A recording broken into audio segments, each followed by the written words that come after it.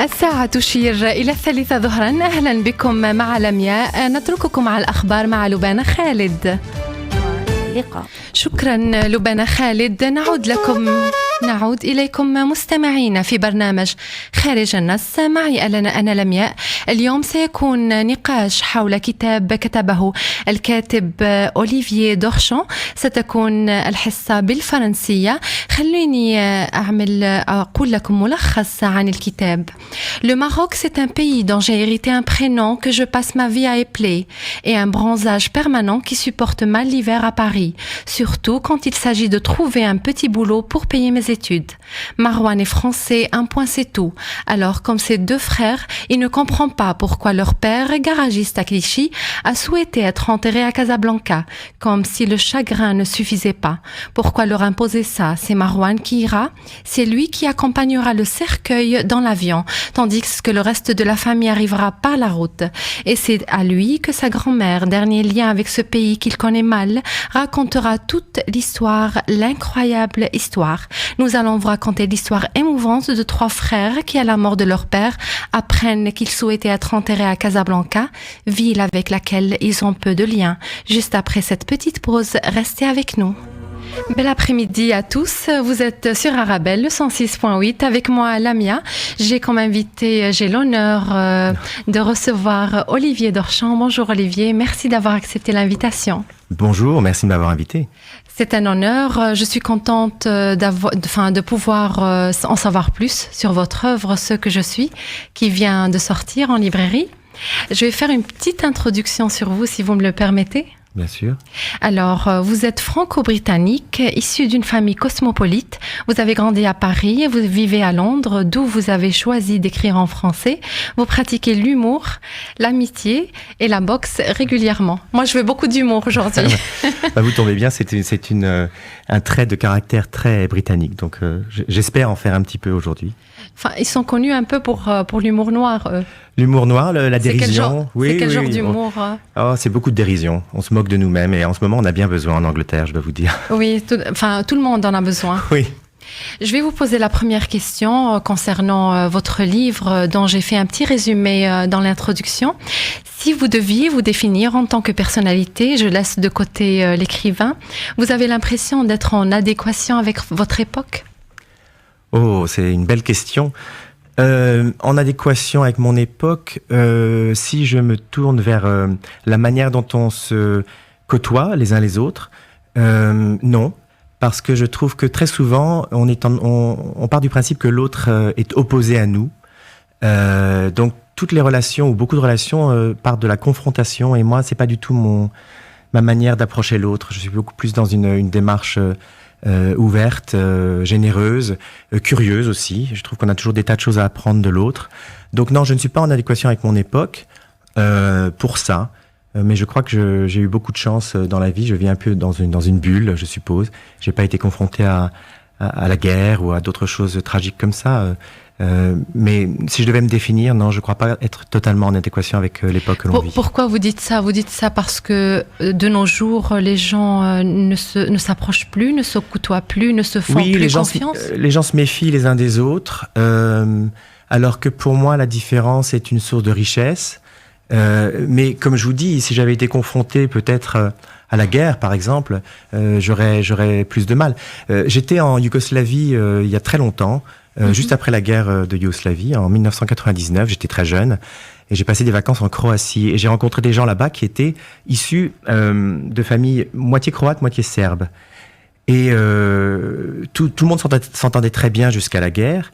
Et du jour au lendemain, oui, les gens ont arrêté de se parler parce que cette famille était croate, cette famille était serbe.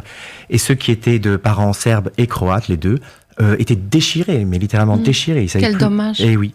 Et malheureusement, donc si j'avais été confronté à des problèmes comme ça, je ne sais pas comment j'aurais réagi, mais j'ai eu beaucoup de chance de ne pas avoir à passer. Tant mieux pour vous. Tant mieux pour vous. Pouvez-vous à présent nous en dire plus sur vos sources d'inspiration? De quoi se nourrit votre œuvre? Avez-vous un arrière-plan littéraire? Oui, mais vous savez, je suis plus un écrivain qui vit qu'un écrivain qui lit. Je lis beaucoup, mais je suis sans doute beaucoup moins érudit que beaucoup d'écrivains que vous recevez ici. les écrivains qui m'ont influencé, écoutez, ça part de Dostoïevski à Camus. Oui, ça c'est pour les grands, mais... Pourtant, j'ai lu le livre. Ce que j'aimais bien dans le livre, c'est qu'il était simple. Les mots sont simples. Oui, c'est mon style. Je pense que parce que une de mes langues maternelles est l'anglais, je suis assez pragmatique dans mon écriture. L'anglais est une langue qui, grammaticalement, est beaucoup moins riche que le français. Et on est obligé d'écrire des phrases courtes pour ne pas perdre le lecteur. Et c'est quelque chose que j'ai repris en français. Mais je me sens beaucoup plus à l'aise d'écrire en français parce que c'est vraiment la langue de mes émotions. Bizarrement, oui, vous qui êtes bilingue aussi, oui. Il y a toujours une langue dans laquelle on se sent plus à l'aise pour exprimer ses émotions. Et bizarrement, je crois que si j'avais écrit en anglais, j'aurais eu beaucoup plus de pudeur. Le livre est pudique dans le sens, il parle de thèmes de manière pudique et j'espère juste. Mais il va assez profondément explorer les émotions des personnages, qui sont les miennes d'ailleurs, que j'ai retranscrites à travers ces personnages. Et je ne crois pas que j'aurais pu le faire en anglais. Moi, je vous ai expliqué mon attirance vers le livre que vous avez écrit. Je vous ai dit que j'ai aimé la simplicité parce que ça me rappelait...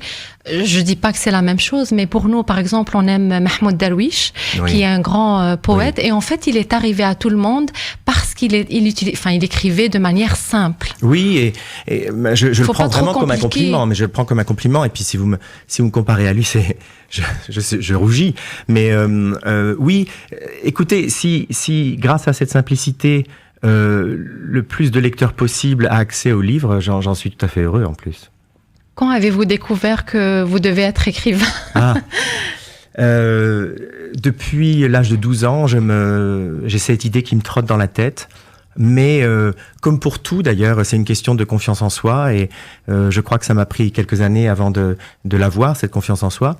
Et j'ai... Vous étiez bien dans l'expression écrite ? Est-ce qu'il y a quelqu'un qui vous a découvert ? Non, j'ai envoyé le manuscrit à ma maison d'édition, enfin à quelques maisons d'édition, mais au départ, je voulais écrire un roman c'est une espèce de pari que je m'étais fait, d'écrire un roman un jour, et je voulais simplement cocher cette case et laisser le manuscrit chez moi pour les copains qui passent s'ils veulent le lire. Est-ce que quelqu'un vous a découvert, votre maman, le papa ? Je l'ai fait lire à ma mère vous savez, ma mère est méditerranéenne, alors pour elle, vous devez comprendre, elle était ravie. Mais je l'ai fait lire à des amis écrivains qui ont beaucoup aimé et qui m'ont incité à l'envoyer à quelques maisons d'édition. Et c'est Finitude qui ont été les premiers à me répondre. Et c'est vraiment la maison que je voulais. Aviez-vous l'intention, à travers ce livre, de dénoncer un des mots MAUX de la société, si oui, lequel ? Moi, j'ai senti déjà... Ah, vous, vraiment ? Oui. C'est intéressant parce que je ne crois pas être un écrivain à message. Pourtant, le message est là. Alors, le message, je pense que chaque lecteur va en tirer un, sans doute à peu près similaire, mais un peu différent selon l'expérience qu'il a. Les mots de notre époque, oui, je crois que le plus grand mot, c'est de plaquer une identité sur quelqu'un avant de le connaître. C'est ça. Voilà. Oui. Mais vous comme moi, on en a souffert et je pense que même si moi je n'ai jamais été victime de racisme, mais quand même un peu de xénophobie, notamment en Angleterre en ce moment avec le Brexit. Je parle français à ma mère et souvent, j'ai été repris au supermarché. Il y a une dame qui m'a insulté un jour parce que je parlais français. Donc, je peux comprendre ce genre de choses, mais ce genre de problématique. Évidemment pas le fait qu'on insulte quelqu'un, mais c'est ça que je voulais dénoncer. Si je voulais dénoncer quelque chose, c'est arrêtons de plaquer des espèces de préjugés sur les gens avant de les connaître. Apprenons à nous connaître les uns les autres. En fait, moi, ce que j'ai senti, c'est que ces enfants qui sont nés en France, qui ont grandi en France, qui ont un lien très peu avec le Maroc, je ne comprenais pas. La faute est à qui ? Elle est sur le gouvernement français, sur le gouvernement de leur pays. Pourquoi il n'y a pas de lien ? Pourquoi leurs pères ne se sentaient pas français malgré qu'il a travaillé en France, malgré qu'il est un bon citoyen français, malgré qu'il est d'origine marocaine, à qui est la faute de ce sentiment? Non, alors je peux comprendre que le père et la mère d'ailleurs, qui sont nés au Maroc, ont grandi au Maroc et sont arrivés relativement jeunes en France, se sentent marocains. Ça, évidemment, hein, qu'ils soient marocains, portugais ou espagnols, c'est la même problématique. En revanche, les enfants qui sont nés en France, qui ont grandi en France, qui parlent assez mal l'arabe, comme vous voyez dans le livre, eux se sentent français. Mais c'est toujours l'image qu'on a de l'autre, finalement, que l'autre perçoit. Et on leur a dit, vous n'êtes pas tout à fait français parce que vous n'avez pas la bonne couleur de peau. Comme vous avez dit dans votre introduction, vous avez cité ce passage, oui, un peu trop bronzé, même pour trouver un petit boulot. Voilà, nous allons faire marquer une petite pause et on revient juste après avec Hors Contexte sur Arabelle avec Lamia. Imperfections avec Elephants, un disque que vous venez d'écouter. Vous êtes sur Arabelle avec Hors Contexte avec Lamia. Je suis avec l'auteur du livre Ce que je suis, Olivier Dorchamps. Bel après-midi à tous. Rebonjour Olivier, merci d'avoir accepté notre invitation. Vous venez de Londres pour parler de votre roman. On continue, je vais vous citer. Ce jour-là, grâce à mon frère jumeau, j'ai réalisé que la plus grande honte, ce n'est pas d'avoir dit ou fait quelque chose que l'on regrette, ce n'est pas non plus l'embarras que l'on peut ressentir pour ses parents et ses origines, non, c'est celle que l'on éprouve pour soi-même. La plus grande honte, c'est d'avoir honte de qui l'on est. Parler de leurs parents, de leur famille, de leur milieu social les embarrasse. D'où vient cette honte dont ils ont honte? Pourquoi ce sentiment à la fois d'humiliation et de culpabilité? Et comment mieux assumer ses origines? Longue question, un peu compliquée, philosophique. Oui, assez philosophique. Et d'ailleurs, vous l'avez dit, il y a deux aspects à la honte. Je pense qu'il est naturel d'avoir honte de ses parents à un moment dans sa vie, d'où qu'on soit. Quand on est ado, on a honte de ses parents. Et sur cette honte se colle la honte d'avoir honte, parce qu'on a honte d'avoir honte de ses parents, on doit les aimer. Mais là, on parle d'une autre honte. On parle d'avoir honte de qui l'on est. Or, on peut pas changer qui l'on est. On peut avoir honte de ce que l'on a fait. On a fait une bêtise, j'ai honte. Mais ça passe. En revanche, avoir honte de qui l'on est, c'est quelque chose qui dure. Et c'est une honte qui est vraiment particulière parce que elle provient de l'image que nous renvoie l'autre. Et c'est l'autre qui nous fait avoir honte de nous. C'est pas moi, je suis très bien dans mes baskets, vous aussi.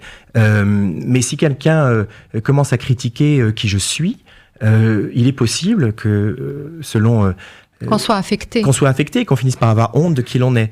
Et ça, c'est quelque chose qu'on ne peut finalement combattre que en disant je m'en moque de ce que tu penses. Je m'en moque de ce que tu penses de moi. Je suis qui je suis et il faut m'accepter ou me rejeter, mais arrête de plaquer une fois de plus une identité sur moi, apprends à me connaître. Oui, mais il y a un problème plus profond quand les gens, les immigrés viennent en Europe, quittent leur pays pour changer de pays, pour aller quelque part d'autre. Ils restent dans des ghettos, ils restent entre eux.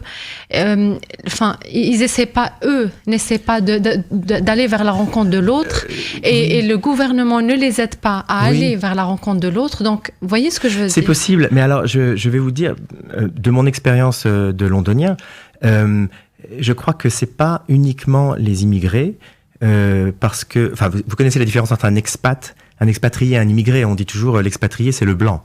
Oui. Et en Angleterre, à Londres notamment, il y a une grosse communauté française, et elle reste entre elles. Donc c'est un phénomène qui n'est pas seulement lié au fait d'être immigré d'un autre continent. C'est simplement qu'on va vers les gens qu'on connaît, parce que c'est déjà tellement traumatisant de quitter son pays, d'arriver dans un pays où la nourriture est différente, la langue est différente, le climat est différent, il faut chercher un boulot pour survivre, on ne connaît aucune des traditions, c'est vraiment traumatisant. Donc on se rapproche des gens qui ont eu la même expérience. Vous savez qu'il y a des gens qui vivent ici depuis une vingtaine d'années qui ne parlent pas français. Oui, mais là, peut-être que c'est quelque chose que le gouvernement devrait forcer. Oui, il faudrait forcer ou en tout cas proposer. Mais je pense que le gouvernement belge doit s'en occuper un petit peu, non? Tous les gouvernements. Oui. Ce que je suis est un roman aux entrées multiples. À la pudique chronique familiale sur le deuil s'ajoute une touchante évocation du déracinement et du rapport complexe aux origines. Mon père, je cite le discours des personnages. Voilà, des personnages. Mon père ne s'était jamais fait naturaliser. Il disait qu'à la douane, que ce soit à Paris ou à Casa, il serait toujours un Marocain en exil, jamais un Français en vacances. Alors, à quoi bon? C'est triste. C'est triste, mais c'est une réalité, je crois. En tout cas, ça, ce sont des anecdotes qui m'ont été racontées par mes amis marocains ou français d'origine marocaine. Lorsqu'ils rentrent au Maroc, c'est difficile parfois de passer la douane, même avec un passeport européen, pratiquement surtout avec un passeport européen. Mais avoir ce sentiment quand on vit dans un pays, quand on travaille dans un pays, quand on est bon citoyen dans un pays, je trouve ça... je ne trouve pas le mot. C'est désolant. Oui. Oui. C'est triste. Oui, c'est très triste. Et en fait, il y a une autre problématique, c'est que les gens qui quittent leur pays pour aller vers un autre pays, pour chercher la paix, pour gagner son pain, pour travailler, pour offrir un meilleur avenir à ses enfants. Pour offrir un meilleur avenir à ses enfants. Ces gens-là, en fait, ils se sentent pas dans leur pays, dans le pays d'exil, et ils se sentent pas bien dans leur propre pays. Oui. En fait, ils sont mal vus dans les deux pays. Et c'est ça, en fait, ce qui est triste dans l'histoire. Mal vu, peut-être, mal accueilli, en tout cas. Oui, voilà. Oui. C'est une tragédie de l'immigration, malheureusement. Quand on quitte son pays, on n'est plus vraiment de ce pays-là, même quand on y revient. D'abord parce qu'il y a un décalage aussi. Le pays a continué vers quelque chose et nous, on ne fait plus partie de ce pays. Donc, on revient toujours avec une idée du pays quand on l'a quitté. Et puis, le pays d'accueil, oui, parfois met du temps à nous accueillir, parfois jamais. Avez-vous est-ce qu'il y a des gens au Maroc qui vous ont raconté des histoires émouvantes de leur voyage, de leur expérience à l'étranger? Oui, j'ai pas au Maroc. C'était surtout, comme je vous ai dit, mon amie Imen à Londres. Elle a une cousine qui habite en Allemagne et qui est venue nous rendre visite plusieurs fois. Et j'ai un ami, Ramzi, à Paris, qui m'a parlé aussi de son expérience. Et donc toutes les anecdotes du bouquin sont tenues de gens qui ont vécu ce genre de choses. Moi, je peux pas inventer, donc je peux romancer ce qu'il en est, mais les anecdotes sont vraies. Et je pense que c'est pour ça que beaucoup de gens sont frappés par la véracité et la sincérité de mon livre. Selon le sociologue français Jean-Claude Kaufmann, l'identité est un terme très usité aujourd'hui dans notre société en mal de repères. Identité culturelle, identité religieuse, crise d'identité, etc. Cependant, ce terme reste assez flou et une certaine confusion est ancrée dans notre inconscience. Comment définissez-vous l'identité? Je crois que l'identité, ça, c'est une fois de plus la même réponse, c'est que l'identité, c'est ce que vous décidez que vous êtes, c'est pas celle qu'on vous impose. Vous décidez que vous êtes belge, ou bien vous décidez que vous êtes algérienne dans votre cas. On ne peut pas vous dire qui vous êtes. Et vous pouvez être les deux, mais vous décidez, personne ne vous l'impose. Sur ces jolis mots, nous allons marquer une petite pause. Vous êtes sur Arabelle hors contexte avec Lamia. Restez avec nous. Juste après ceci, on revient. إيقاع شرقي جميل يا سيدي أدهم سليمان. أنتم على أمواج إذاعة أرابيل. معكم أنا لمياء في خارج النص. اليوم باللغة الفرنسية مع الكاتب أوليفييه دورشان qui a écrit le livre Ce que je suis. Rebonjour Olivier. Merci encore d'avoir accepté notre invitation. On parle de votre œuvre littéraire Ce que je suis. La culture et la littérature peuvent-elles être un levier de vivre ensemble face au rempli identitaire et à l'intégrisme? Oui, certainement. La culture, moi je suis pour toutes les cultures. Je trouve que c'est tellement intéressant de découvrir l'autre à travers sa culture, qu'elle soit gastronomique, que ce soit la musique. Là, ce qu'on vient d'écouter, j'étais en train de danser dessus. Je trouve c'est formidable. Et je suis pas de culture du tout arabe. Et la littérature, bien entendu, parce que en lisant, on apprend l'autre, on apprend à connaître l'autre, on apprend les traditions de l'autre, on apprend les différences. Et plus on les côtoie, à travers la littérature notamment, plus on va aller vers l'autre quand il se présentera à soi. Et je pense que c'est un très bon moyen, en effet, d'éviter l'intégrisme sans doute et puis d'aider un petit peu à faire que les communautés s'entendent mieux, oui. Vous trouvez qu'on lit de moins en moins? On lit différemment, je pense. C'est générationnel. Mais je crois que ce qu'il faut pour lire, c'est trouver le temps et surtout éviter les distractions. Et quand on est plongé dans un livre et qu'il nous attrape, on peut pas le poser. Il y a certains livres qu'il faut poser parce qu'on n'est pas prêt à les lire et puis on les reprendra une autre fois. Mais je crois qu'on lit différemment. Mais j'ai pas peur pour la littérature. Je pense que elle va continuer et les gens découvrent parfois la lecture tard dans la vie, mais c'est pas un problème. Vous pensez que l'apparition des réseaux sociaux vont remplacer le livre? Parce que en fait, ils prennent comme ils prennent beaucoup de notre temps. Oui, c'est vrai. On lit de moins en moins. Peut-être, mais ça permet aussi de promouvoir des livres. Ça permet de parler de livres. J'ai pas peur en fait. Et puis je vis pas dans la peur des réseaux sociaux. Je pense qu'il faut simplement les éduquer.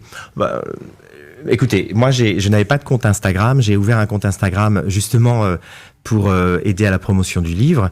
Et puis c'est très agréable en fait parce que je reçois tellement de courriers de lecteurs et de libraires que je fais un petit peu des clins d'œil en mettant les images de ces librairies sur mon compte Instagram.